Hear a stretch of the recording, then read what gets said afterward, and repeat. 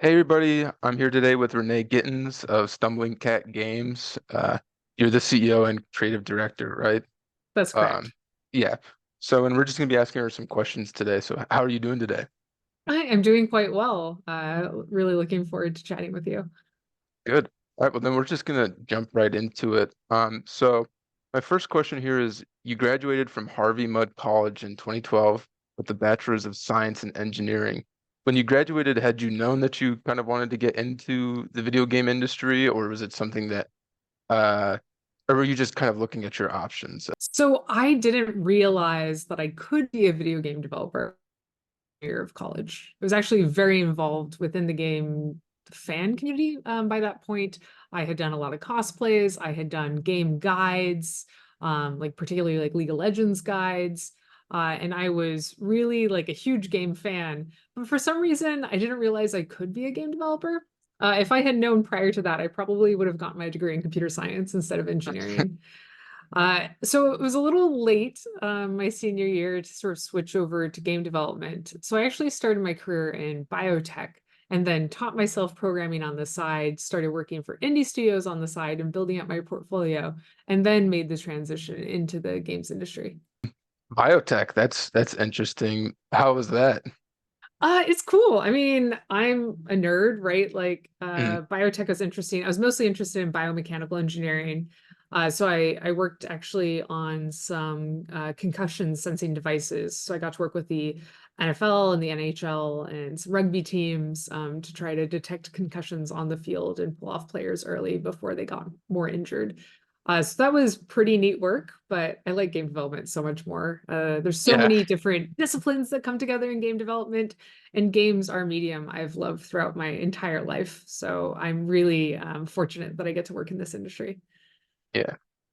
All right, that's awesome. So you started developing Potions: A Curious Tale nearly 10 years ago. It's I think it's more like nine and a half, nine and some change. So over the years, how has the concept or the idea of the game, changed or evolved? Yeah, that's really interesting because recently I went back and watched my very first video. So I actually did dev blogs, and my very first video, I'm like, okay, I've decided to make my own game, and this is the game I'm going to make. And it basically sounds like I'm describing the exact same game. Oh yeah. And yeah, so I think my vision was really strong. During the very initial concept and development, there are a lot of things that I cut out. So I originally had considered having sort of like the shop and like economy component to it, selling and creating potions and getting orders for potions. There's an old game called Reciteer, an item shop tale, which is about running an item shop, sort of like an art as an NPC in an RPG game. And I found that game really compelling. And so I love the dungeon diving in that game. So there are aspects of that I wanted to bring in. But I felt like the whole day-night cycle and everything else was a little detracting from what I wanted as potions. Rami Ismail, who is a good friend of mine and an amazing indie developer, gave me a really good piece of advice early in my career. And he said, as soon as you can, create the elevator pitch for your game. And then use that elevator pitch to not only talk about your game, but to also focus all of your design and development and efforts on supporting that core concept. Because that core concept is what's unique about your game, it's what makes it interesting, and anything else is fluff that you can like extract and cut out. And that was wonderful advice. And I think that's one of the reasons why the core of the game has stayed so stable throughout its development. All right. Yeah, I had when before coming up with the questions for this interview, I had gone through and looked at some of your videos. I hadn't watched all of them, but yeah, no, you had quite a bit and actually have some questions pertaining. I think my next question actually has to do with that. But from 2014 to 2016, now I think I have the correct number. You uploaded 15 vlogs on YouTube about the development of Potions: A Curious Tale from 2014 to 2016. Like I said, documenting the development. How did YouTube serve as an outlet for the challenges or roadblocks that you faced in the development of the game?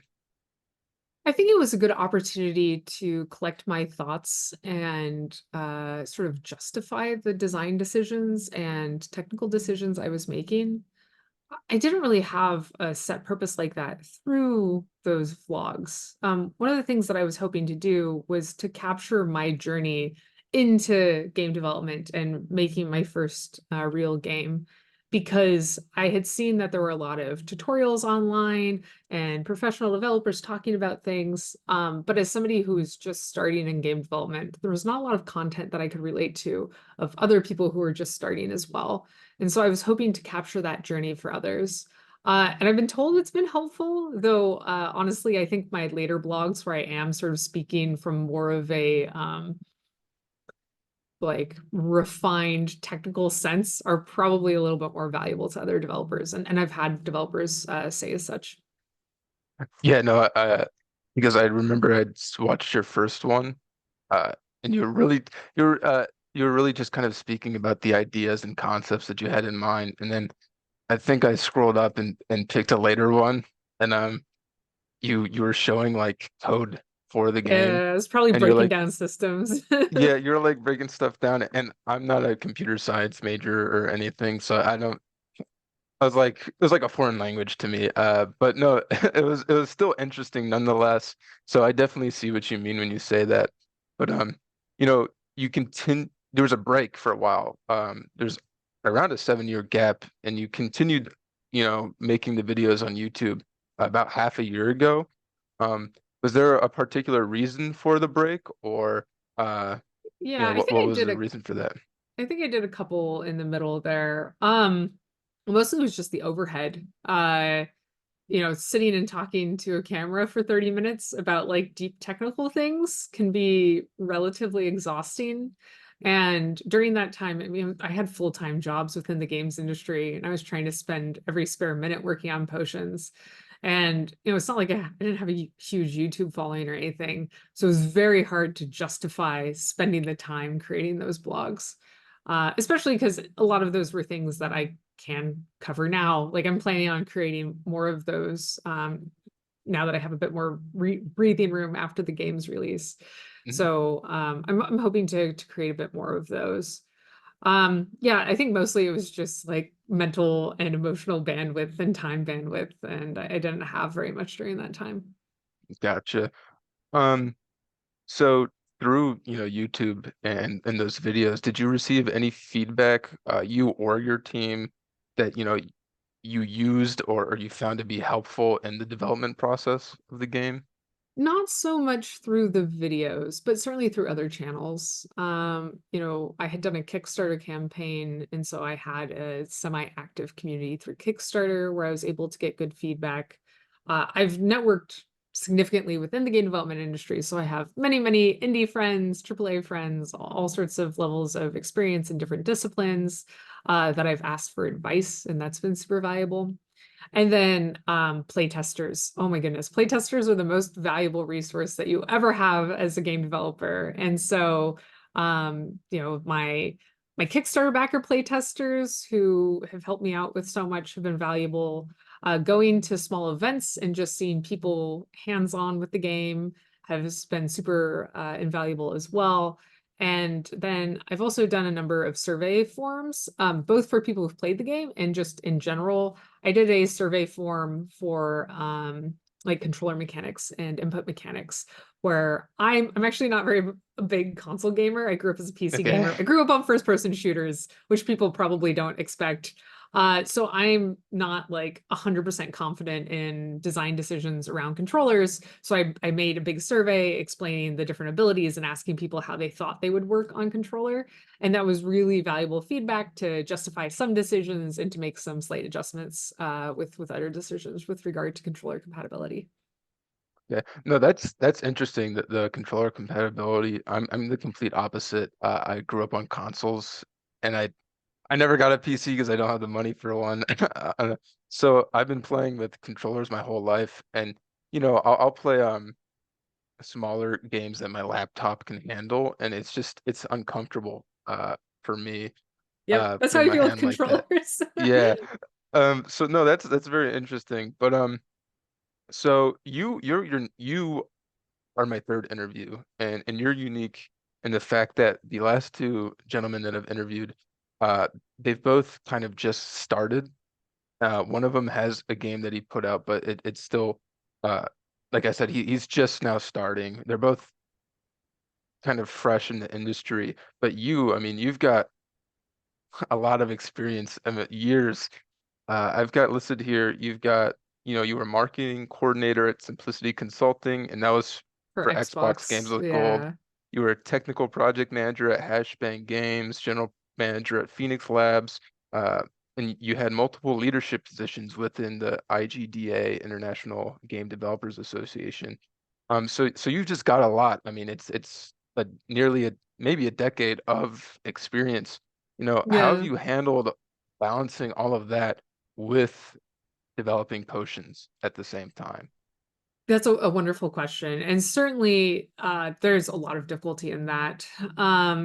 Particularly with my more recent roles, where I've been an executive manager, responsible for the happiness and well-being for lots of people. I mean, at Phoenix Labs, my studio is 155 developers. At IGDA, I only had a couple staff members, but I was trying to assist 10,000 membership members as well as the rest of the games industry. And the pandemic hit while I was at the IGDA, which required so much of my time to both keep the organization afloat and to support developers through the pandemic. For me, what what worked best was setting minuscule goals, like really tiny goals. The thing I would actually normally hold myself to was one commit a day, like one Git commit a day. And that could be a single line code change, that could be a whole new system. But as long as it was like one piece of code or level change or something else checked into the project, then like that was a successful day. And I know that some people say like that's the best way to get into the gym is to not hold yourself working out, hold yourself getting dressed and driving to the gym. And then you can leave. You don't have to do a workout. But if you're already dressed and at the gym, it's like a lot easier to start your workout. And I think it's the same thing because if you set goals that are too hard to reach, it's really easy to be intimidated by them or to like beat yourself up if you don't manage to meet them. And when I first started working on potions, that's what I would do.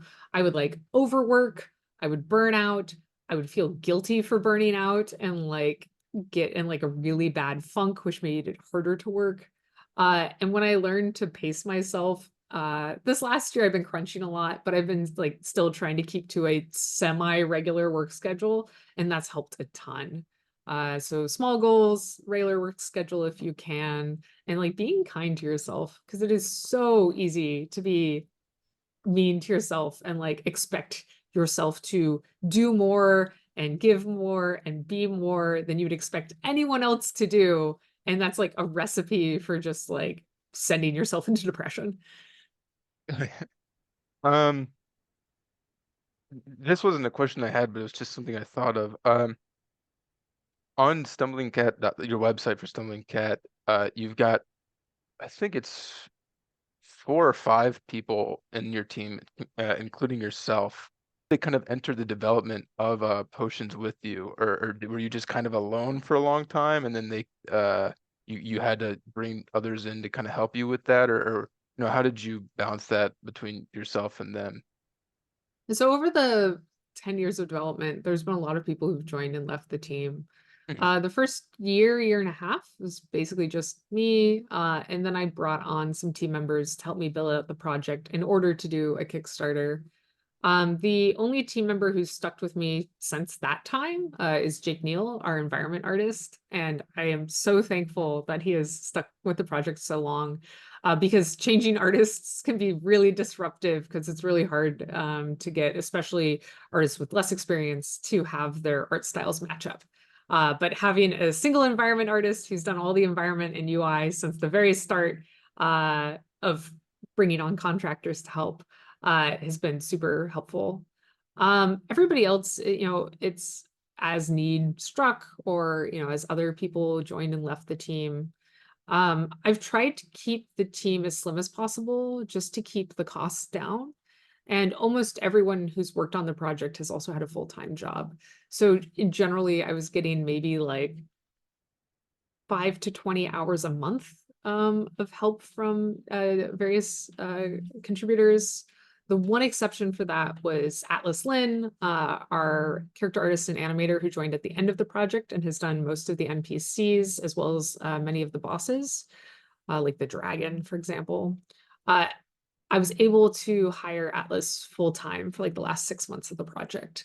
And that was super valuable for like really polishing up the art, getting a bunch of NPC assets that were missing in. And Atlas is extremely talented and just really beautified the game, redid Luna's assets to like bring her up to a higher animation level. And that was super helpful.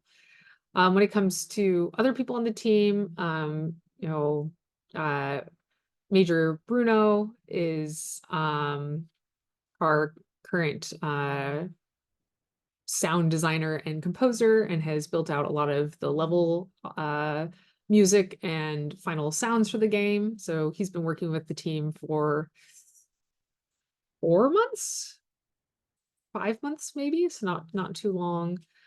Because honestly, you can sort of skip audio until the end. It's not necessarily the best way to develop a game, but you can keep it pretty close to the end and build out a lot of stuff first.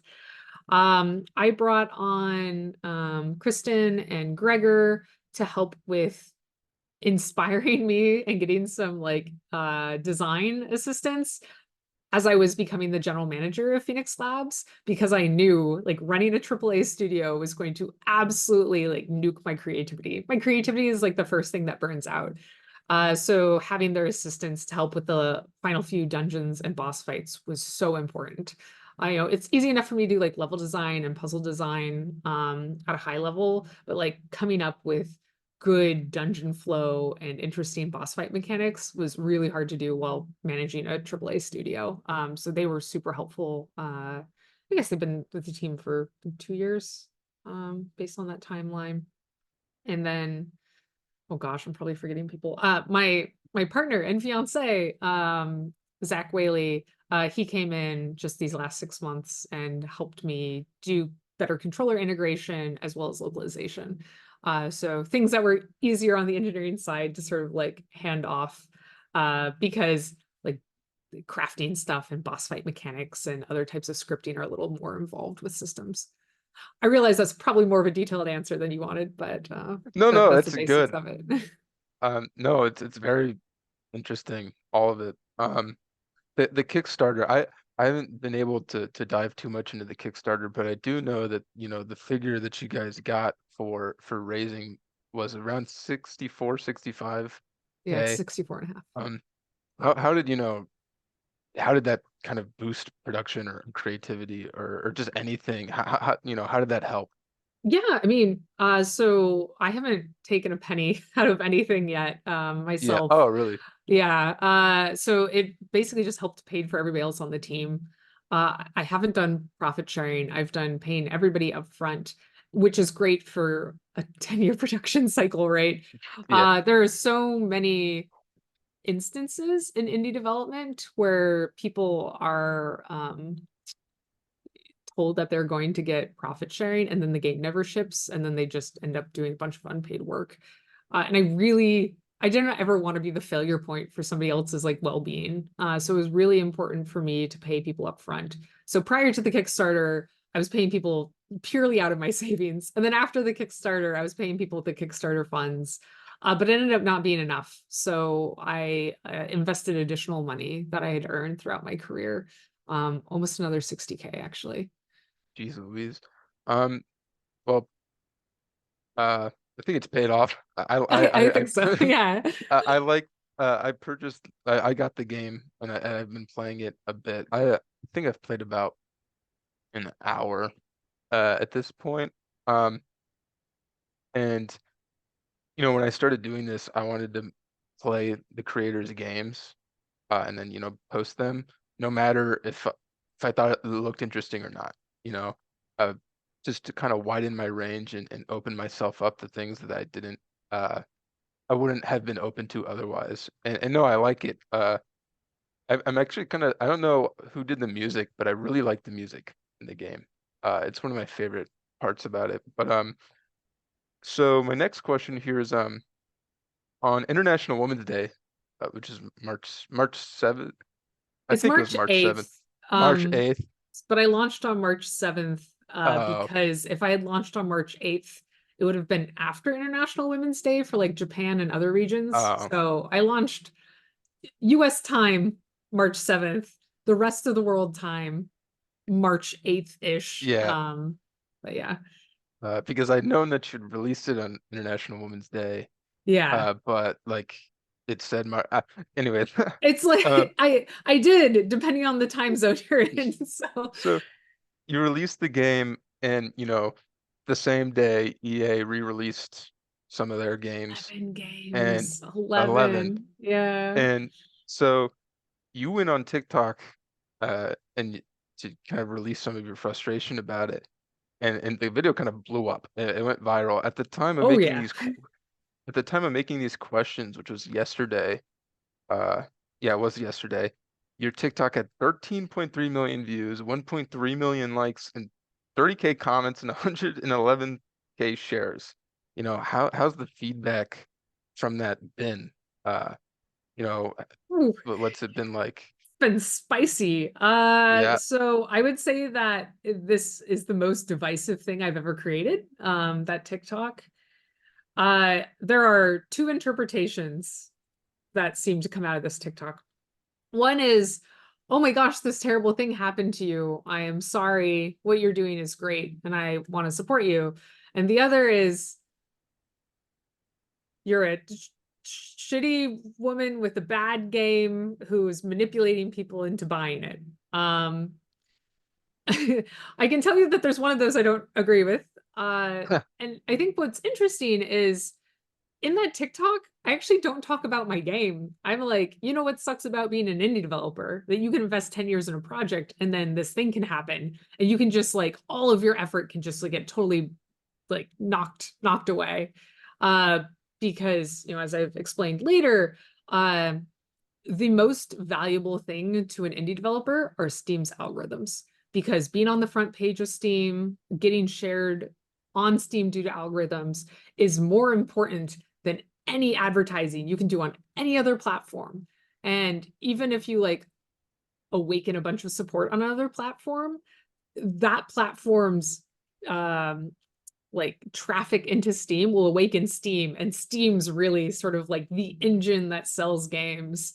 And most people aren't aware of this. So I think that some people didn't realize like why I was so distraught that I had done all this work, I'd done all this pre-planning, I had done all this preparation, and then like completely out of nowhere, like unexpected, unpredicted, like this thing drops and like knocks away the accumulation of 10 years of work.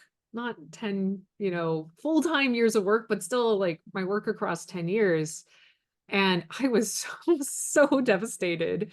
um but at the end of the video I said happy International Women's Day, and I think a bunch of people felt that I thought I deserved something because of my gender, or I was like saying this happened because I was a woman, or that EA was targeting me. That wasn't the case. I was just like, international, like my game is developed by a woman, it's for girls and women, and it's about a girl. So it was like supposed to be this like really celebratory, like, yay, like we did it. And it was like getting in a car crash on your birthday and being like, happy birthday to me. Boo. So I've gotten so much fallout from that. I mean, obviously going that viral means I've gotten a lot of support. I've gotten like the sweetest fan messages, but I've gotten death threats, kill yourself messages. I've gotten That's hate mail, reviews, like negative reviews that are talking about me, not about my game. Yeah, people being like, I'm gonna buy your game to write a bad review and then return it. It's like, all right, I'm sorry. Uh yeah, so that actually has been really rough. Even recognizing like that these people sending all of these mean things and saying all this shitty stuff and trying to like pick apart me as a person are like, it doesn't really matter. It still has an impact on you, especially when it's like thousands, tens of thousands of comments and messages. But I've done my best to maintain my mental health. I've done my best to push forward on hot fixes and such. And I'm working on the next major patch for the game, which is going to have additional music, a bunch of quality of life improvements. I'm trying to ignore the haters and move forward. But so far, everything I post now gets like a bunch of really shitty comments on it. Um, I just think that's, it's obviously unfortunate, but for some odd reason, that's just how the internet works. It's how Um, algorithms work, right? yeah, Negative my engagement is still engagement. I don't understand. 10 years of hard work, that's a lot. And I get annoyed if I accidentally make a couple mistakes in a 40-minute video that I'm editing. So I can't imagine 10 years. So I think that your video is completely justified. And I don't know. I just think people on the internet are kind of just unnecessarily rude sometimes. So you spoke to Juno Stump, who wrote an article about you and your game for Polygon, which I read because it's on your LinkedIn. In the article, you discuss the challenges women in the video game industry face and the challenges young women who just want to play and enjoy games face. Yeah.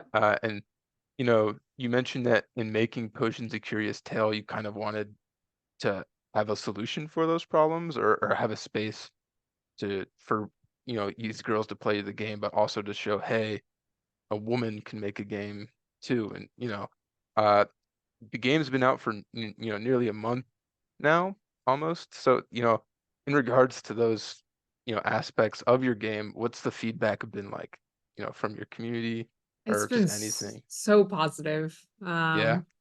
Yeah, I mean, obviously there's some weird negative Steam reviews from people who are clearly not my target audience.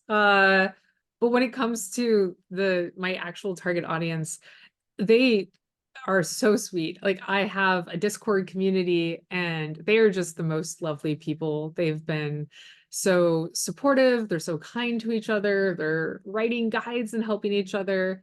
And as a game developer, I expected to receive some fan mail at some point. You expect like 5 years down the line, some teenager is going to be like, oh, your game like inspired me when I was 8 or whatnot. But I actually like the first 3 weeks, I got an email fan mail or two almost every get day. Not to mention like, TikTok messages and other areas there. And it's really connected with people. I guess your viewers don't have quite full context yet, but it's a cozy game, but it's really an adventure crafting game. And it's very empowering because it's not about just like being an empowered hero and like smiting others with your giant sword and all of your brutish strength. It's about solving problems and empathizing with people and being smart. And so it really emphasizes like strategy and planning and puzzle solving. And that's really connected with people because, especially I mean, think about the saying, "Oh, you throw like a girl," right? Like that's so insulting, and it's focused on like women's physical abilities or lack of abilities. Um, but no one, but potions is about your intellect and your wit and your strategy. Like you are not a super powerful knightish hero. You are who you are as a individual. Like you as the individual get to make decisions and solve puzzles, and your intelligence causes Luna to be successful. And so her victories are truly yours. And I think that's connected with a lot of players. And there's not a lot of there's very few cozy games that have any sort of combat, let alone that have a lot of like actual adventure and exploration and boss fights and things. Uh, and almost every boss fight in potions you can beat without using aggressive potions. You can beat it through pure wit and strategy and using the environment against the boss creatures. And I think that's really connected with people. And it's not something that really many other games do. And certainly I don't know if any other games do it like this. No, you're definitely right. I remember as I was playing it, 30, 40 minutes before this interview, and I had walked through it was the forest. I don't know if it was the fairy forest or The Deep Dark it, wa- Forest. the deep Yeah. dark forest, and I walked through, and there's a turkey, and I instantly threw a bomb at the turkey, and it And popped the up, and I was turkey like, kicked your butt. yeah, it was like so, sometimes it's not always the solution. I was like, oh, geez. But no, one of my favorite parts about the game, and I know I've mentioned the music, which I really do like the music. But one of my favorite parts about the game is finding the cards, the bronze, silver, and gold cards. Uh, I remember because I'm the type of person that when I play a game, if there's like a door or some path that's like hidden or locked for some reason, I'm just like I have to figure out why this is locked. And I found a silver card, and I was like, oh, you can use the silver card to open the silver gates. I was like, that's it.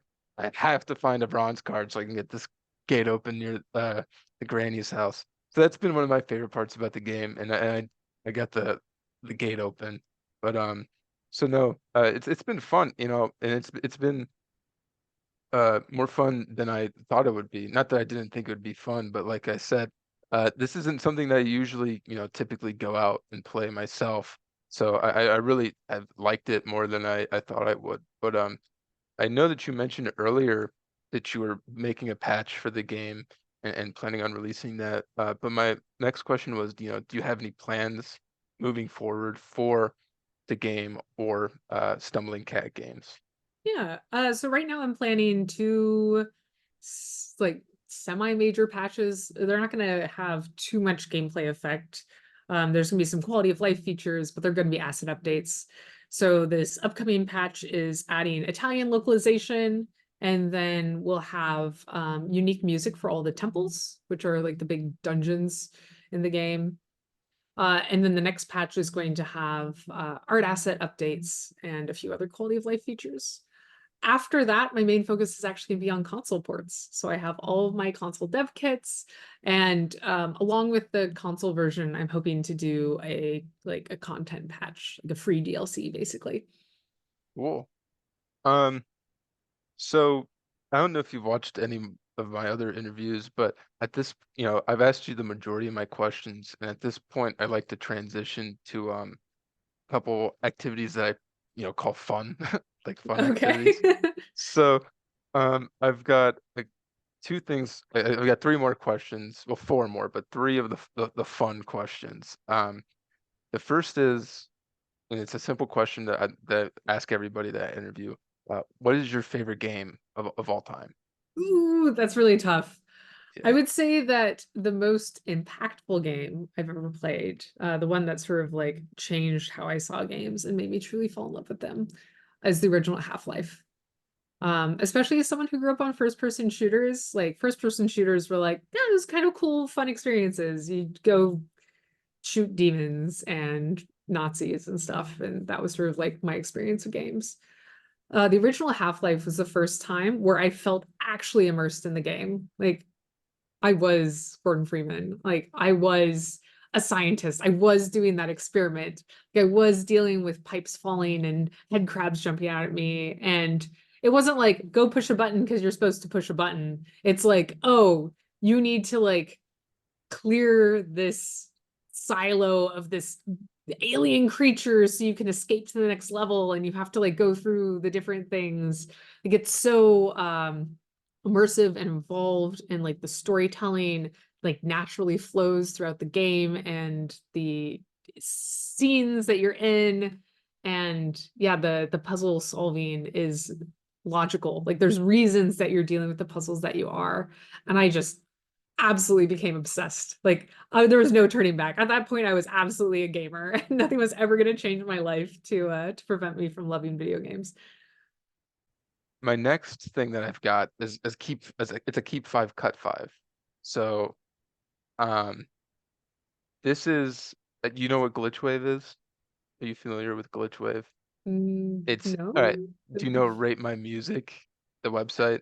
Okay, yeah. So Glitchwave is connected to Rate My Music, and it's just a forum where people go and review games. And Mm. based on people's ratings and reviews, they've got a top 10 games. They've got a list, but I've pulled the top 10 games based on their ratings. And I'm going to give them to you here, and it's going to be a keep five, cut five. Because, Ooh, yeah, See, Oh man. Uh,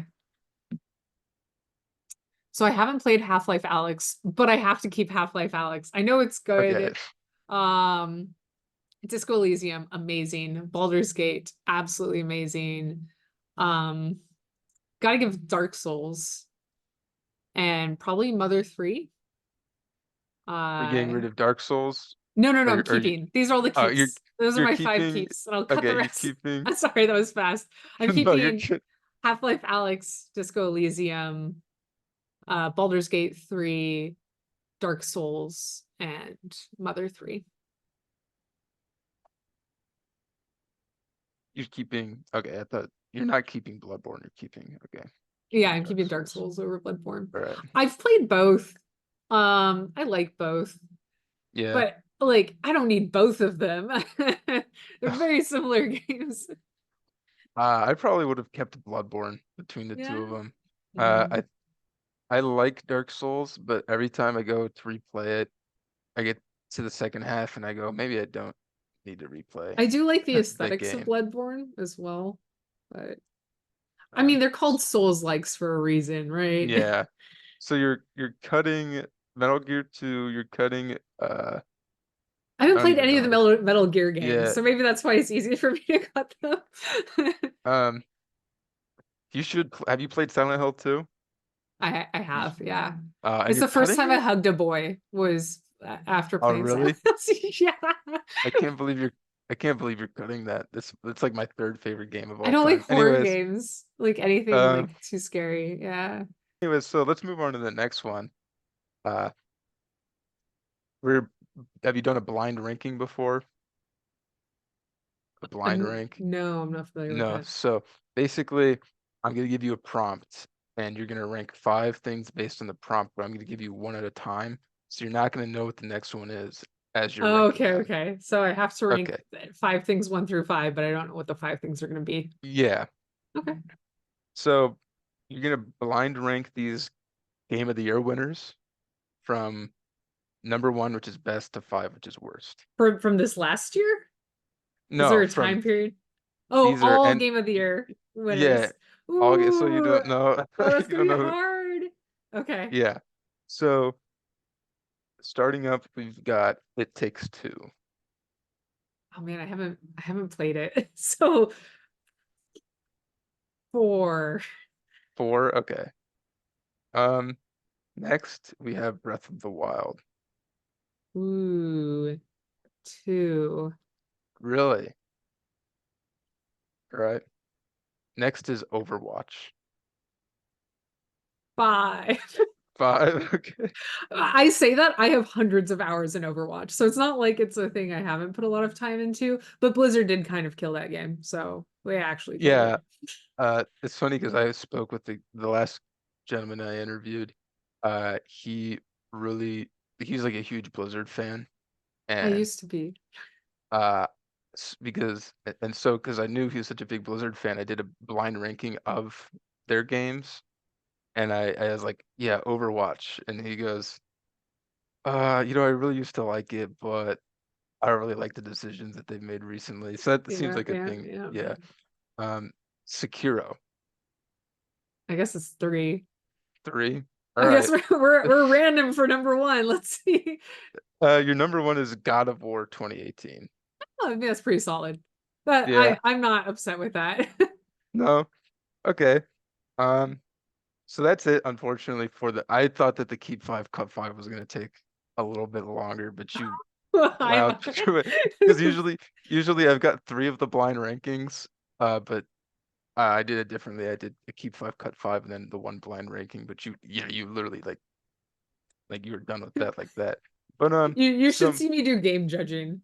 yeah, I get called in to do game judging all the time. It means like you have to evaluate like 20 to 100 games depending on um and I can judge games real fast initially. oh yeah. Like I can pare that down really quick. So my last question is just, before we end this, do you have anything that you'd like to share? Anything at all? It doesn't have to be about Um, the game or just yeah. anything. I, so especially coming out of so much harassment, I would say that two ways that we can improve ourselves and our world is to be more empathetic for others and more empathetic for ourselves. Um, because I think we're missing a lot of that these days, particularly after the pandemic. I think that algorithms really feed extreme reactions and overreactions, and that like as easy it is to like be shitty online or to like make quips about people, when it comes down to it, like we're all human, and when we meet each other in person, turns out we're pretty nice to each other and we can relate to each other, and it's just so easy to dehumanize people that we don't get to have that time with. And I think that we should recognize that people aren't always their best. If they're not their best, it's because they're going through some shit. And similarly, like we aren't always our best, and we can't expect ourselves to give 110% because that's literally not possible. uh and so being gentle to ourselves and similarly gentle with others is not only good for game development, it's good for society. So that would be my parting advice. Awesome. That's good advice. I think that was great advice. But it was really nice to have you on, and I really appreciate it again.